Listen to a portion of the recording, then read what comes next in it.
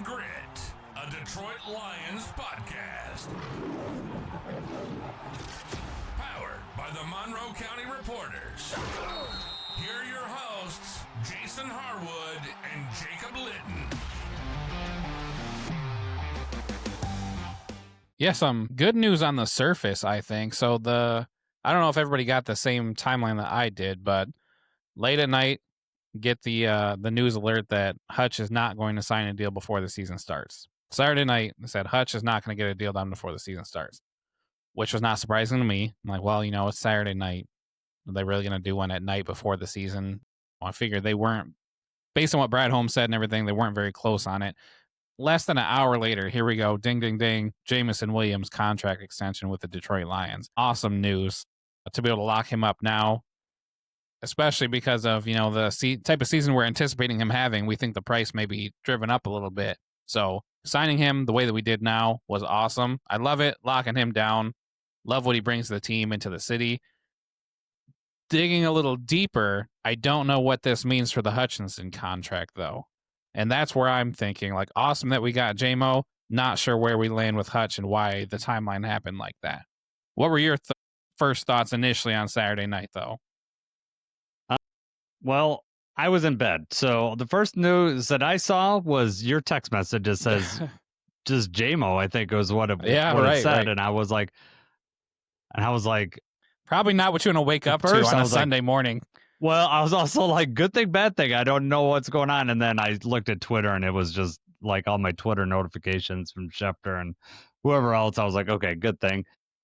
Yeah, the whole, looking back, I wasn't realizing the timeline, but yeah, looking back, it was like, we're going to break it down softly that Hutch isn't going to get done. But here's some unexpected news.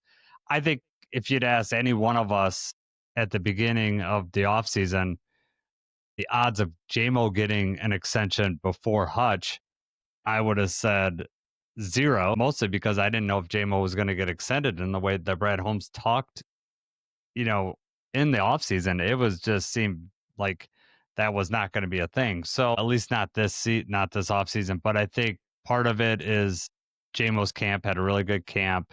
He has vastly matured, just listening to him talk, it's still J-Mo, he's still happy, he's still upbeat, but just very mature. And just them talking about the leadership skills he's displaying and all that. So I think that's why the Lions felt comfortable locking him up.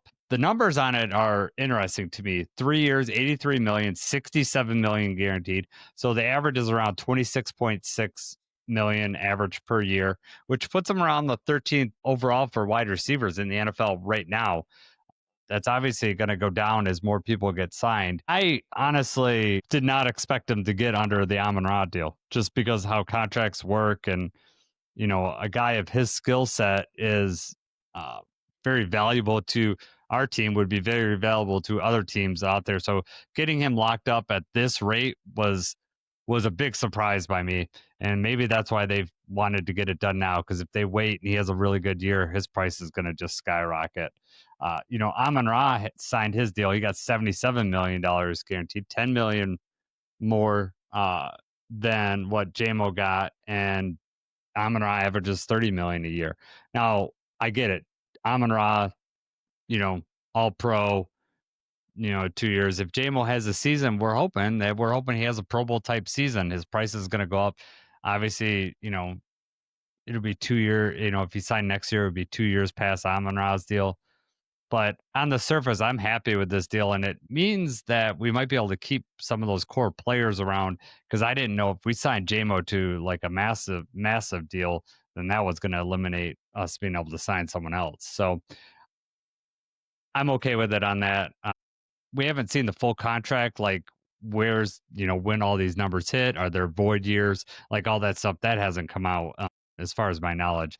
I have not seen it at all. So, we could have some different thoughts, based on that information, but on the surface, I like the deal right now. Yeah, absolutely. I mean, and when we talk about when his 5th year, we gave him that 5th year. Once that's up, which is at the end of next year, right?